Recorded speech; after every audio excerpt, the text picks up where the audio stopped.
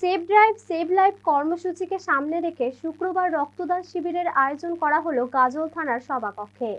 এই রক্তদান শিবিরে রক্তদান করলেন পুলিশ কর্মী, সিভিক ভলেন্টিয়ার সহ গাজল স্টেট জেনারেল হাসপাতালের সুপার অঞ্জন রায়।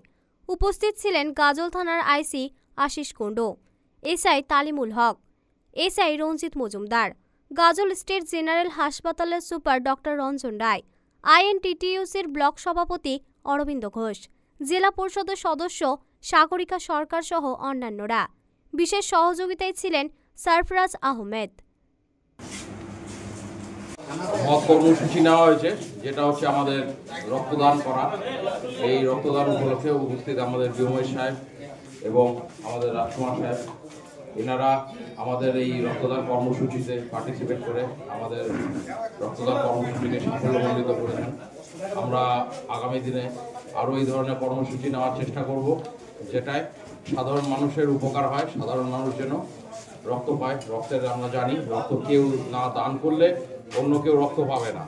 যার প্রয়োজন হবে সে এইখান থেকেই রক্তগুলো সংগ্রহ করবে এবং কোনো সময় বিশেষ সময় আমাদেরও দরকার হতে পারে, আমরাও যাতে সেইভাবে রক্ত ইমার্জেন্সি বেসিসে পাই। তো এই আমাদের একটা ক্ষুদ্র প্রয়াস। মালদা টুডে।